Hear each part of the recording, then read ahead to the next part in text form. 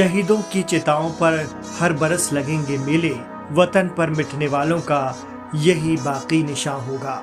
जी हाँ, जम्मू के कठुआ में सोमवार 8 जुलाई को हुए आतंकवादी हमले में देश के 5 जवानों ने अजीम शहादत हासिल की है, जबकि 5 जवान जख्मी हुए हैं। आतंकियों की खोजबीन के लिए सेना का सर्च ऑपरेशन अब भी जारी है। इस दहशतगर्दाना हमले में देश ने जिन 5 सैनिकों को खोया है, वो पांचों उत्तराखंड के रहने वाले थे। इस आतंकी हमले में राइफलमैन अनुज नेगी, कमल रावत, आदर्श नेगी, नायब सूबेदार आनंद सिंह और विनोद सिंह ने सर्वोच्च बलिदान दिया है। बात करें शहीद अनुज नेगी की, तो राइफलमैन अनुज की पिछले साल ही शादी हुई थी।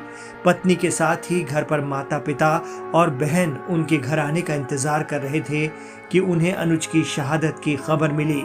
शहीद अनुज नेगी पौड़ी गढ़वाल के धामधार रिखणीखाल तहसील के गांव डोबरिया के रहने वाले थे। हमले की खबर मिलते ही शहीद के घर में सभी की आंखें नम हैं। वहीं दूसरे शहीद हवलदार कमल सिंह रावत रिखणीखाल तहसील के ही गांव पापरी नोदाणु के रहने वाले थे।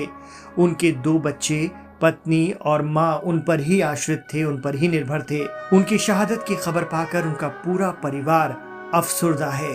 कठुआ में हुए दहशतगर्दाना हमले में टिहरी जिले के भी 2 जवान शहीद हुए हैं। थाती डागर के आदर्श नेगी और चौड़ जसपुर के विनोद सिंह भंडारी ने भी देश के लिए अजीम कुर्बानी दी है। 26 साल के आदर्श नेगी टिहरी जिले के कीर्तिनगर ब्लॉक के थाती डागर गांव के रहने वाले थे।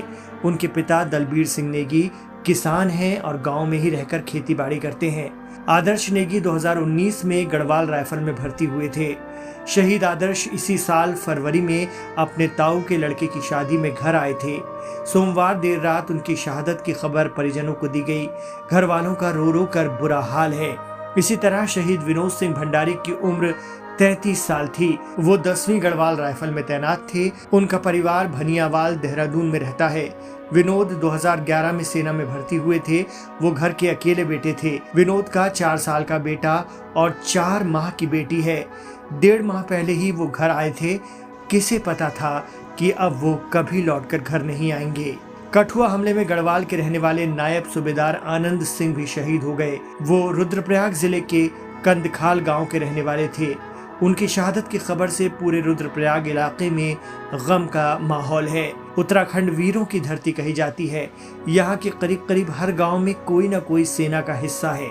वीरता और देश के लिए मर मिटने की तमन्ना उत्तराखंड के खून में रची बसी है। इस बीच जम्मू कश्मीर के कठुआ जिले में 8 जुलाई को हुए आतंकी हमले को लेकर सरकार की ओर से बड़ा बयान आया है।